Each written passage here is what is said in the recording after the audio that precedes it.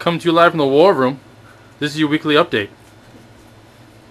Hi, I'm Frank the Tank Ropeman. This is Sean, Hank, Hammer, and Marucci. Oh, that's not right. That is right. It's Hammer and Hank. Hammer and Hank Marucci.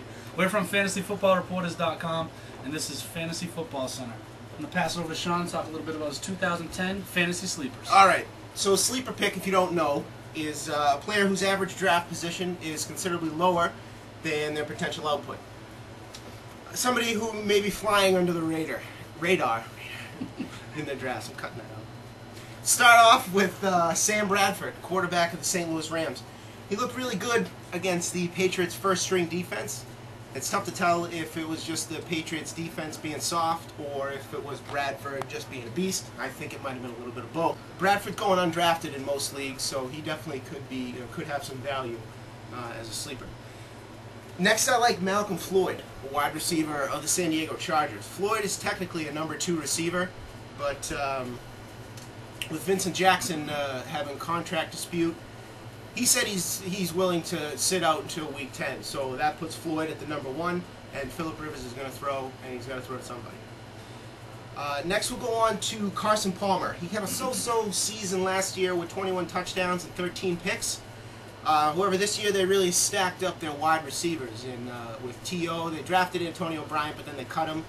And I figure with Chad Ochocinco being double covered all day, T.O.'s going to definitely get some receptions. And I see Carson Palmer throwing for 4,000 yards this year. Next, we'll go to a tight end in Visanthe Shiancoe. We all know that Brett Favre is back, and he loves to throw to the tight end. The only thing about Shiancoe is most of his targets are going to come in the red zone, but that's where you're going to get most of your points anyways. I think he had 11 touchdowns last year. I look for him to get probably around the same this year with maybe around 600 yards or so. Next, I'm going to go with another tight end in Zach Miller from the Oakland Raiders.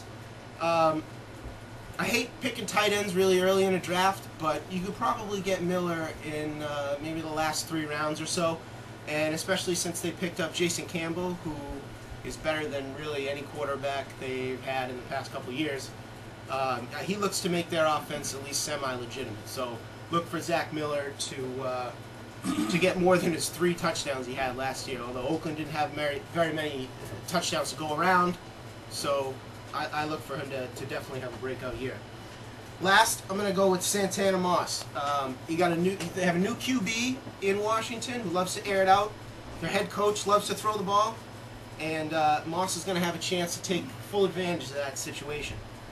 In 2009, he had 901 yards and only 3 touchdowns, and this is going to make his draft position low.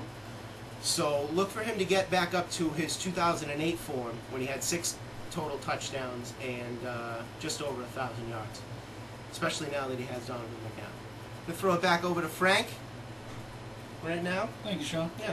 Appreciate that. Especially Shiancoe, too. I like Shiancoe a lot this year, especially with Sidney Rice being out, as long as he's out with the hip.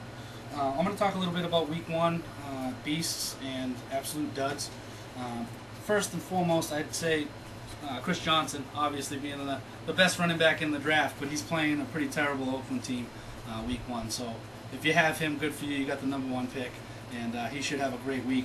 Also, Frank Gore at Seattle. Seattle, again, is pretty terrible. I think Frank Gore is going to go pretty good this week in Week 1. A kind of a long shot, fallen pretty far, almost a sleeper, if you will, in a lot of drafts, is Jay Cutler. Week 1, he's actually playing. Who's playing? Detroit this week. Yeah, Week 1, Detroit. And with Mike Martz's passing heavy offense, I think he'll have a very good week.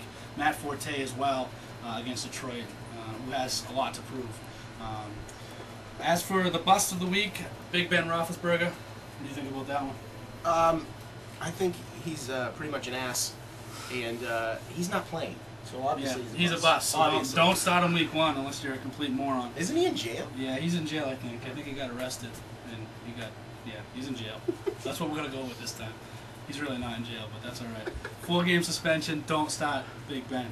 I'd say Sean Green and LT, they're going to have a kind of a tough week. They're playing a pretty good defense. And then Brett Favre as well with the ankle, and Sidney Rice not being there. I think Week 1, sit them, start somebody else. Other than that, look forward to playing this year, and good luck to everybody. And Good luck in your drafts. stop by the website sometime, fantasyfootballreporters.com. Anything else to add, Sean?